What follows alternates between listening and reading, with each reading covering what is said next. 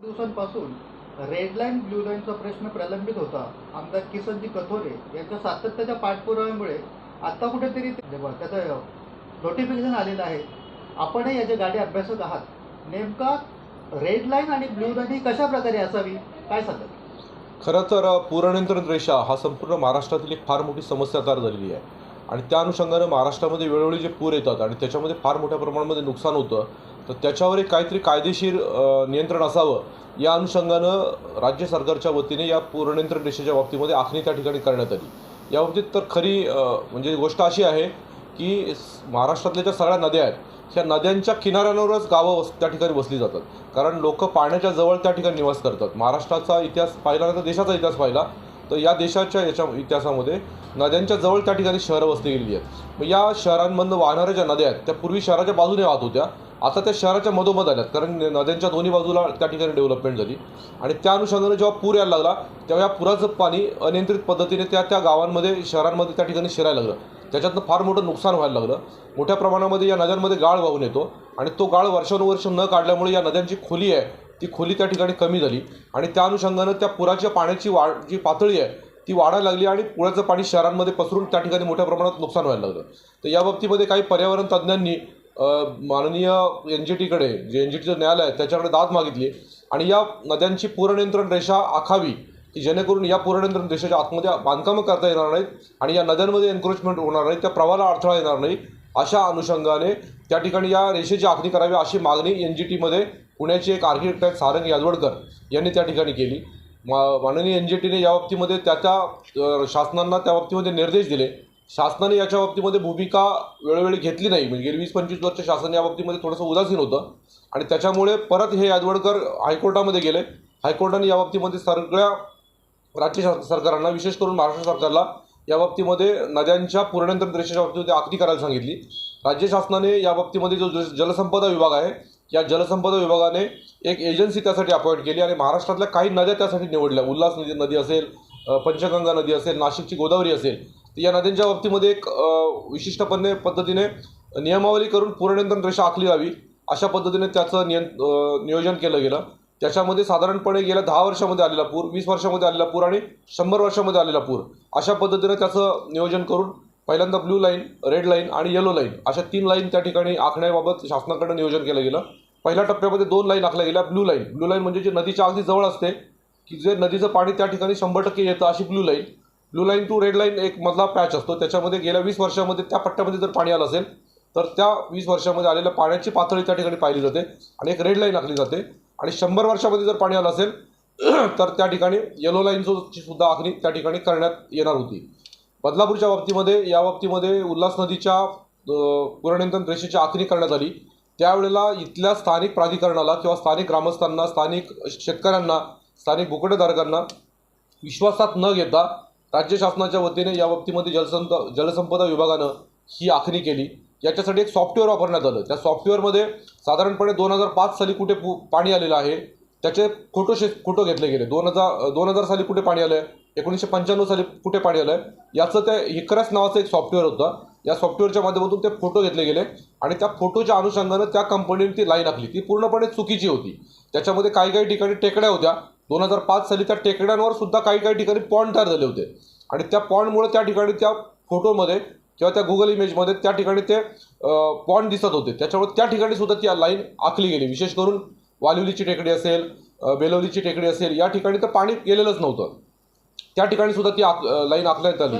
जुवेलीला सुद्धा नाला होता, त्या ठिकाणी ती लाईन आखली गेली. नदीच्या बरोबर नाल्यांमध्ये सुद्धा ही लाईन त्या ठिकाणी आखली गेली. ही लाईन चुकीची आहे असं सांगितलं गेलं, परंतु शासनाच्या वतीने या ठिकाणी 2021 जेव्हा ही लाईन पब्लिश केली गेली त्यावेळेला खऱ्या अर्थानं लोकांच्यामध्ये असंतोष निर्माण झाला आणि बदलापूरच काय पण कोल्हापूर असेल, नाशिक असेल, पुणे असेल, या शहरांची डेव्हलपमेंट, त्या नदीच्या किनाऱ्यावरची डेव्हलपमेंट त्या ठिकाणी थांबली.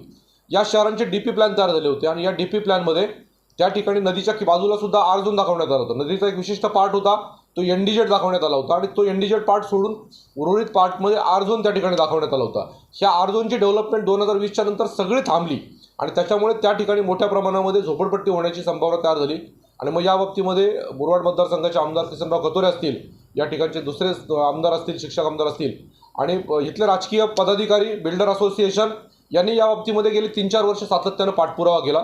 माननीय आमदार महोदयांनी या बाबतीमध्ये नगरविकास त्यावेळेचे नगरविकास मंत्री आदरणीय एकनाथ शिंदे साहेब आणि त्यांच्याकडे सुद्धा सातत्याने पाठपुरावा करा. त्यावेळेला ज्यावेळेला ही लाईन आखली गेली त्यावेळेला मुख्यमंत्री उद्धव ठाकरे यांचं सरकार होतं आणि त्यावेळेला नगरविकास राज्यमंत्री म्हणून एकनाथजी शिंदे होते. त्याच्यानंतर जेव्हा एकनाथ शिंदे मुख्यमंत्री झाले त्यावेळेला त्यांच्याकडे सुद्धा या बाबतीमध्ये सातत्यानं पाठपुरावा करण्यात आला. मी त्या अनेक बैठकांचा साक्षीदार त्या ठिकाणी आहे. माननीय आमदार महोदयांनी या बाबतीमध्ये काही बैठका लावल्या, काही विविध राजकीय पक्षांच्या नेत्यांनी या बाबतीमध्ये बैठका लावल्या आणि या बैठकांमध्ये हे झाल्यानंतर अनेक चर्चा झाल्या, अनेक सचिवांनी त्या बाबतीमध्ये चर्चा केल्या आणि त्याच्या बाबतीमध्ये मग आदरणीय देवेंद्र फडणवीस मुख्यमंत्री झाल्याच्या नंतर या बाबतीमध्ये एक कमिटी फॉर्म करण्याचं नियोजन केलं गेलं. याच्यामध्ये या विभागाशी निगडीत जे असतील, उदाहरणार्थ समजा जलसंपदा विभाग आहे तर जलसंपदा विभागाचे प्रधान सचिव त्याच्यामध्ये घेतले गेले. नगरविकास विभागाशी हा प्रश्न रिलेटेड असल्यामुळे नगरविकास विभागाचे जे प्रधान सचिव आहेत त्या प्रधान सचिवांना याच्यामध्ये या समितीचं अध्यक्ष केलं गेलं. त्याच्याबरोबर पर्यावरण समितीचे जे सचिव आहेत त्यांना त्याच्यामध्ये त्या ठिकाणी घेतलं गेलं आणि बाकी मग त्याच्यामध्ये कोल्हापूर महानगरपालिकेचे आयुक्त की जी शहरं याच्यामध्ये अफेक्टेड आहेत, नाशिक महानगरपालिकेचे जे आयुक्त आहेत त्यांना त्याच्यामध्ये, पिंपरी चिंचवड महानगरपालिकेचे आयुक्त आहेत त्यांना त्याच्यामध्ये घेतलं गेलं आणि हा प्रश्न बदलापूर आणि अंबरनाथशी रिलेटेड असल्यामुळे आणि महाडशी रिलेटेड असल्यामुळे बदलापूरलाचे मुख्याधिकारी आहेत त्यांना त्याच्यामध्ये त्या समितीमध्ये घेतलं गेलं. महाडचे मुख्याधिकारी आहेत त्यांना त्याच्यामध्ये घेतलं गेलं. महाराष्ट्रात नगररचना विभागाचे जे संचालक आहेत, director of town planning Maharashtra, त्यांना त्या समितीमध्ये त्या ठिकाणी घेतलं गेलं आणि त्या अनुषंगाने ही कमिटी आता फॉर्म झालेली आहे. आता खऱ्या अर्थानं ही कमिटी महत्त्वाचं काम करणार आहे कारण याच्यामध्ये खूप वरिष्ठ अधिकारी या कमिटीमध्ये आहेत आणि ते आता प्रत्यक्ष जागेवर जाऊन पुढच्या 2 महिन्यामध्ये राज्य शासनाला प्रारूप स्थानिक जे काही लोक आहेत समजा ज्यांचा अभ्यास आहे तर अशा लोकांनाही त्या कमिटीवर घेतलं पाहिजे. नाही, त्या बाबतीमध्ये अशी गोष्ट आहे की इथले मुख्याधिकारी घेतले असल्यामुळे आणि राज्य शासनाने सगळे वरिष्ठ अधिकारी घेतले असल्यामुळे ती कमिटी ज्यावेळेला इथे येईल त्यावेळेला इथल्या स्थानिक प्राधिकरणाला ती विचारेल. इथले नगराध्यक्ष आहेत, इथले उपनगराध्यक्ष आहेत, इथले नियोजन समिती आहे, इथल्या बाकीच्या समित्या आहेत, नगरपालिकेचे लोकप्रतिनिधी आहेत आणि या बदलापूर शहरामधले जे काही जागा मालक आहेत त्यांच्याशी या बाबतीमध्ये सविस्तर चर्चा केली जाईल. याच्यामध्ये ज्यांना तांत्रिक ज्ञान आहे त्यांचासुद्धा त्या ठिकाणी ऐकलं जाईल आणि निश्चितपणे पूर्वी जो प्रकार झालेला होता की या कमिटीने कुणाचं ऐकलं नव्हतं किंवा त्या लाईन आखताना कुणाचंही ऐकलं नव्हतं, आता ते ऐकलं जाईल. बदलापूरकरांना या निमित्ताने एक संधी अशी आहे की नदीपासनं साधारणपणे नदीची जी लाईन आहे, पुराची लाईन आहे, त्या लाईनपासनं 50 मीटरपर्यंत जर समजा ही लाईन आखली तर निश्चितपणे त्याच्यामध्ये एक एनडीजेड तयार होईल. आत्तासुद्धा 50 मीटरपर्यंत एनडीजेड आहे आणि तो 50 मीटर एनडीजेड आखला आणि तो एनडीजेडला जर TDR अलाउड केला, त्या ठिकाणी आमची आता मागणी अशी राहणार आहे की या 50 मीटरमध्ये तुम्ही गार्डन रिझर्वेशन टाका. नदी बदलापूर शहरातनं वाहणारी जी नदी आहे तिची काही 2 किलोमीटर लेंथ साधारणपणे असेल तर या 2 किलोमीटरच्या पट्ट्यामध्ये पूर्णपणे एनडीजेडचं रिझर्वेशन जे आहे त्याच्याऐवजी गार्डनचं रिझर्वेशन टाका. ह्या जागा नगरपालिकेला ताब्यात घेता येतील जेणेकरून ताब्यात घेतल्यानंतर त्या ठिकाणी सुंदर असं रिव्हरफ्रंट डेव्हलपमेंट करता येईल. माननीय आमदार किसनराव कथोरे यांनी केंद्र सरकारच्या पर्यावरण विभागाकडे रिव्हरफ्रंटच्या बाबतीतला एक DPR त्या ठिकाणी पाठवलेला आहे. मग साबरमती असेल किंवा बारामतीला कराड नदी आहे तर त्याचं एक रिव्हरफ्रंट तयार केलेलं आहे. पुण्याला आता मुळामुठेचं रिव्हरफ्रंटचं काम चालू आहे. त्या धर्तीवर उल्हास नदीचा रिव्हरफ्रंट तयार करण्याचा प्रस्ताव केंद्र सरकारकडे गेलेला आहे. जर हे रिझर्वेशन टाकलं तर या जागा पालिकेच्या ताब्यात TDRच्या माध्यमातून पालिकेच्या ताब्यात येतील आणि त्या ठिकाणी सुंदर असा रिव्हरफ्रंट तयार झाला तर पुराचं पाणी त्या ठिकाणी बाहेर जाणार नाही आणि त्याच्यामुळे चांगल्या प्रकारे पूरनियंत्रण होईल आणि ज्या शेतकऱ्यांच्या जमिनींवर ही रिझर्वेशन पडलेली आहेत ते सुद्धा त्यांची सुटका होईल. ज्या R झोनमध्ये ही रिझर्वेशन पडली आहेत त्या ठिकाणी ही आरक्षणातनं या जागा सुटतील.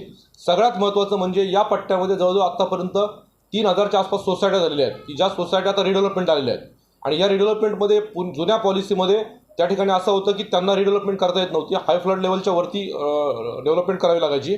त्याच्याबरोबर त्या ठिकाणी TDR अलाउड नव्हता त्यामुळे फायनान्शियली व्हायबल होत नव्हतं या सगळ्या रिडेव्हलपमेंट. आता ही कमिटी ज्यावेळेला या ठिकाणी येईल त्यावेळेला ती कमिटी या बाबतीमध्ये या सोसायट्यांचं ऐकेल आणि त्यांना TDR अलाउड केला जाईल आणि त्या सोसायट्यांचं रिडेव्हलपमेंट शक्य होईल.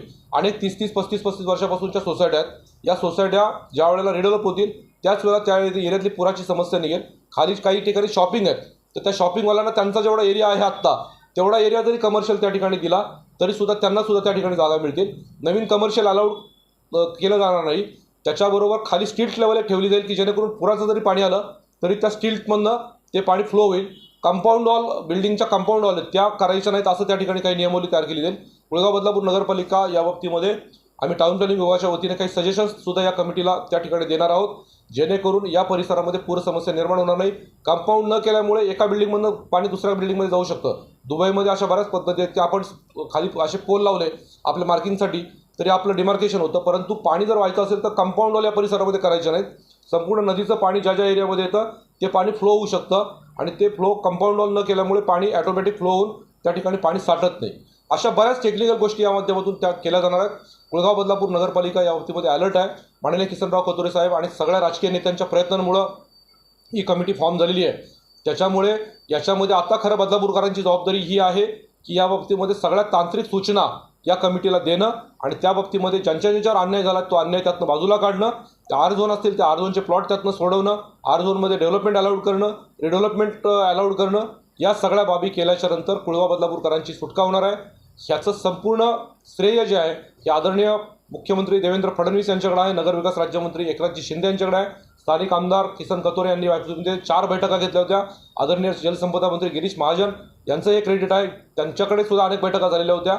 आणि या बाबतीमध्ये हे मी केलं ते मी केलं हे नाही आहे, हे संपूर्णपणे सगळ्या लोकांनी केलेला हा सामूहिक प्रयत्न आहे. आणि आमदार किसन कतोरे या मतदारसंघाचे लोकप्रतिनिधी असल्यामुळे राज्य शासनाचे प्रतिनिधी म्हणून ते या ठिकाणी काम करतात आणि त्यांनी केलेल्या प्रयत्नांना आणि सगळ्यांनी सामूहिकरित्या केलेल्या प्रयत्नांना यश आहे. कुळगाव बदलापूरकरांनी आता याचं पॉलिटिकल श्रेयाच्या मध्ये न पडता आता खऱ्या अर्थानं या बाबतीमध्ये तातडीने समस्या कशी सुटेल या बाबतीत काम करणं महत्त्वाचं आहे. आम्ही बिल्डर असोसिएशनचे प्रतिनिधीसुद्धा याच्यामध्ये घेणार आहोत, त्यांचे सुद्धा म्हणणं या ठिकाणी ऐकणार आहोत आणि कुळगाव बदलापूर नगरपालिका ह्याच्यामध्ये आता की रोल अदा करणार आहे असं मी या ठिकाणी तुम्हाला सांगू इच्छितो. अल्पावधीतच लोकप्रिय झालेला भारताचा बुलंद आवाज आपला Bharat channel subscribe, share, like आणि कमेंट्स करायला विसरू नका.